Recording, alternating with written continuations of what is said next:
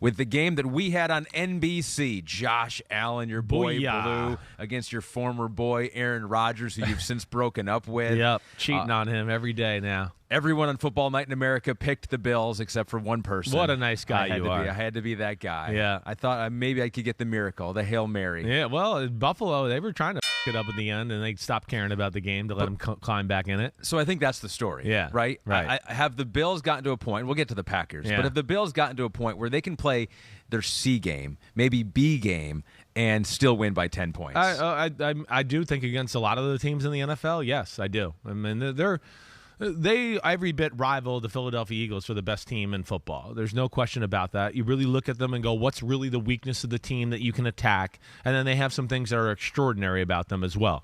I did not think that was their best ball last night on either side.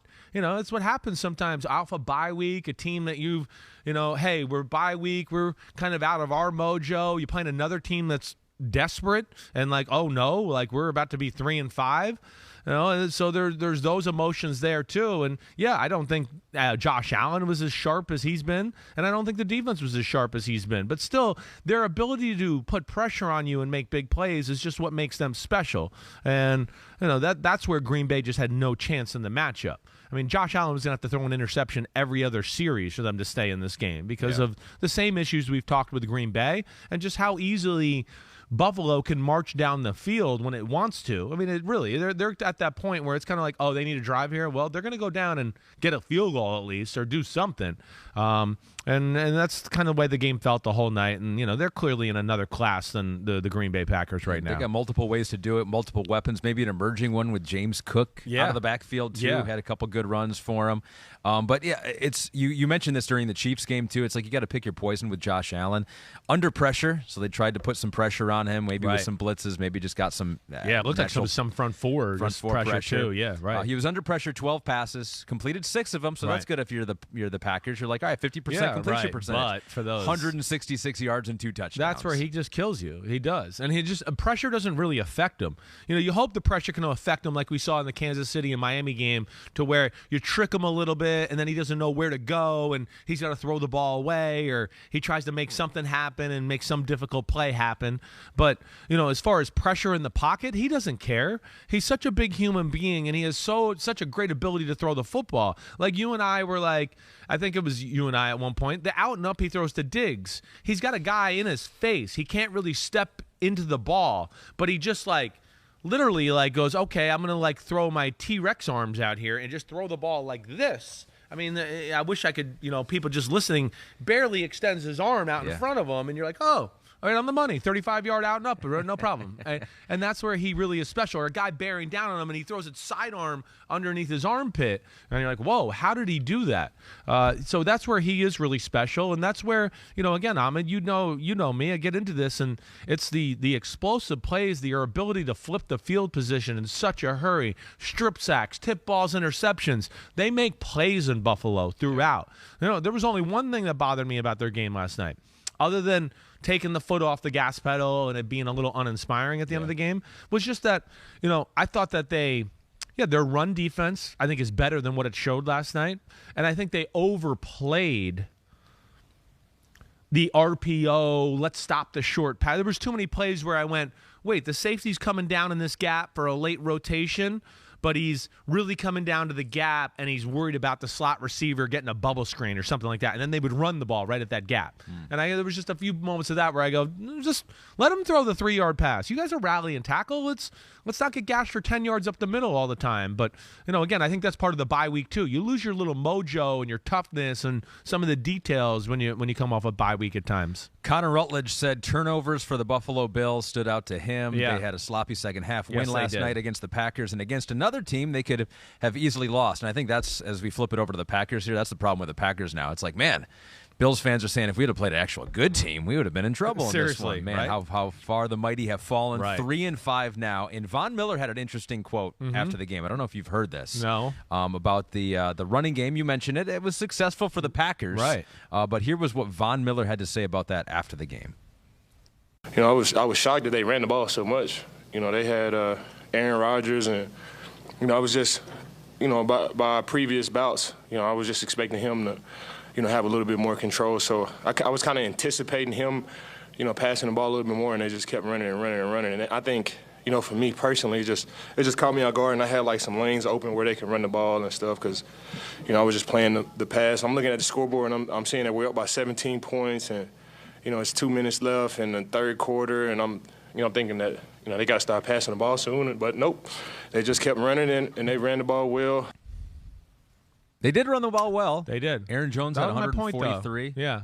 But what'd you make of him saying that? Well, I think that's a little bit of what I was just saying to you a little. I think they were thinking, wait, this is a big game. They're going to put it in Rodgers' hands.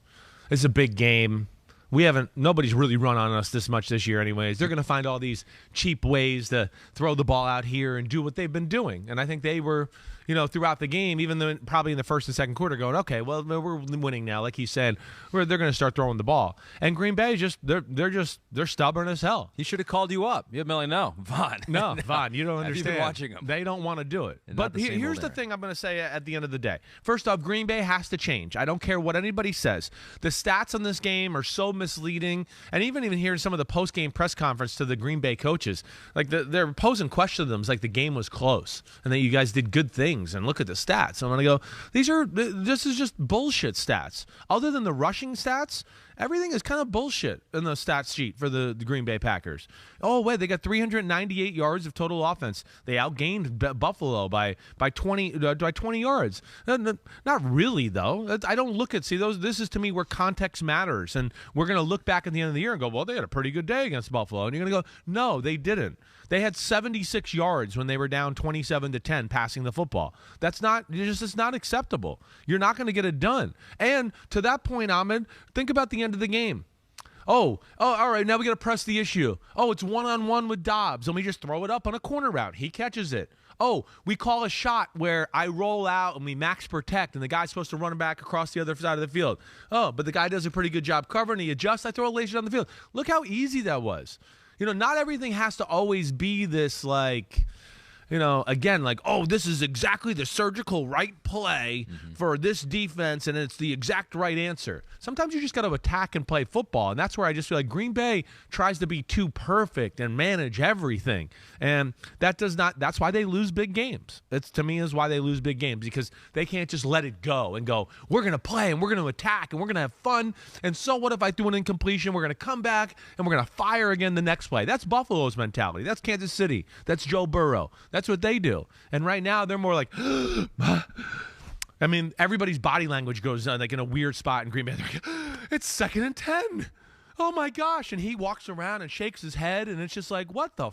2nd and 10. You're Aaron Rodgers. Throw a laser in the next play. So they bother me from that aspect. And, yeah, it was a kind of a boring game as the game went on, but Buffalo's in another class. Yeah, they beat them in time of possession. Packers won that. Oh, they won all the stats. That's what I mean. And as far as running for over 200 yards, this is interesting because this year we've had a lot of teams do that and lose this year more than in the past. So I think we have a graphic on this. We got Kristen back there and Gabby and Morgan here on the floor. So this is teams that have run for 200 yards in a game. You see this year 8 times a team has lost when rushing for over 200 yards. The winning percentage is .692, so they still win more than they lose.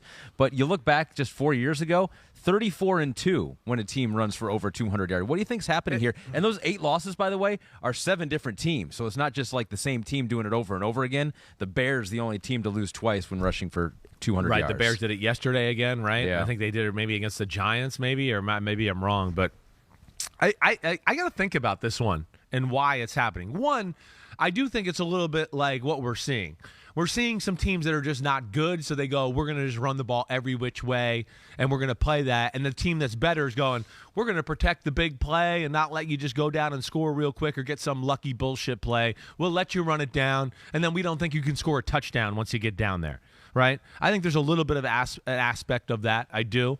But it is. I gotta deep dive into that a little bit because it is so rare. We grew up in an era of, when you did that, you won and you usually dominated.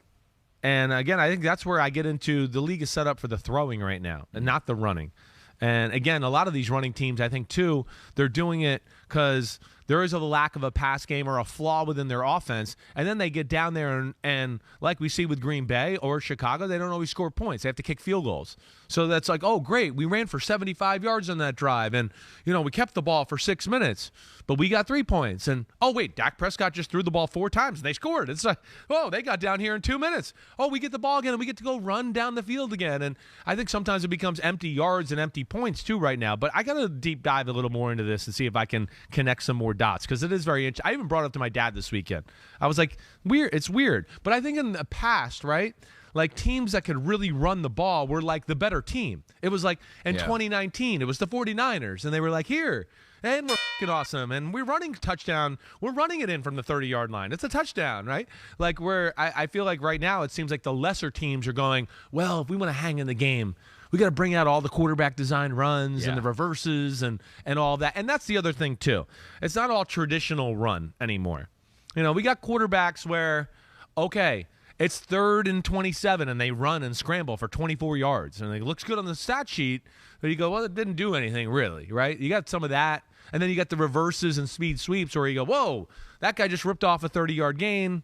All right. And then they don't run the ball a little bit for a little while, whatever. Right. So I don't know. There's a lot of things that go into play. I think you're there. right. I think a little bit of it is maybe an inability to pass for some of these teams. Some of these teams, right. Right. The best thing they do is run the ball with a mobile quarterback, maybe. I'm thinking of the Chicago Bears, too. Thanks for watching, homies. Hit subscribe to see all my Unbuttoned videos. You get to see me, Ahmed Fareed, all the big player breakdowns, game breakdowns, player interviews, and my film analysis. So please subscribe. Chris Simms Unbuttoned. Peace out.